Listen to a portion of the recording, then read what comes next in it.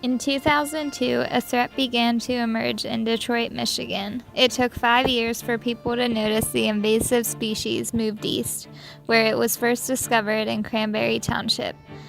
Thousands of ash trees were dying. The culprit? The emerald ash borer beetle. It's believed to have arrived on like a wooden pallet or other wood product that came from Asia, where the beetle is native to. Especially in the past 5 years, is when we could really start to see the rapid decline of the ash tree.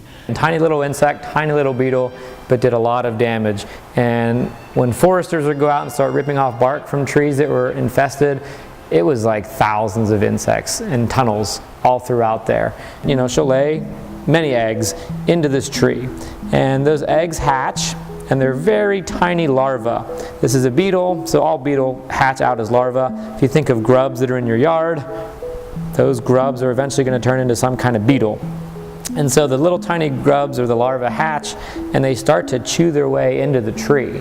Now they don't go very far into the tree. They're not going to go all the way into the wood. So if you look at this cut section of a tree, they're not going to just tunnel all the way into the middle here. They're going to chew in until they get to the living layer of the tree, which is like green in color. And that's where the sugar is. And they start to move around.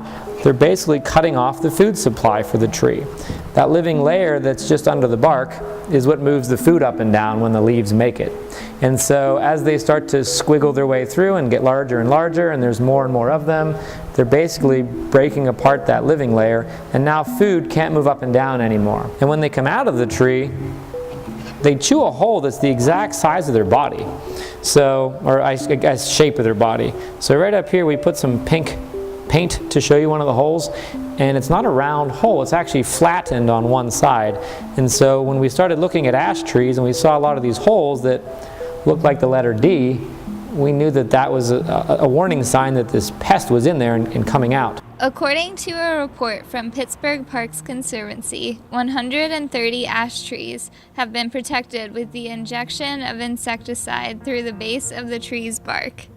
There's a protocol with USDA called Early Detection Rapid Response, and so we're supporting that effort with them by processing these samples in a 90-day period.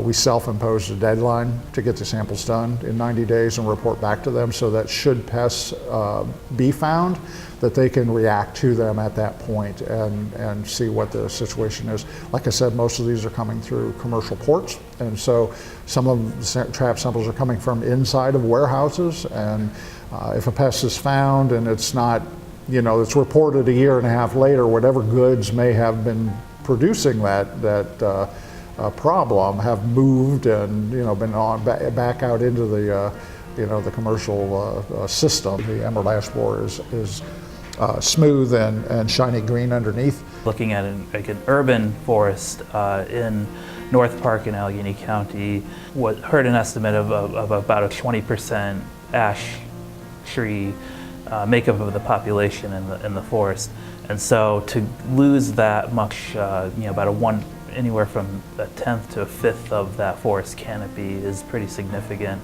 It's good to look at our trees and to report issues when we see them.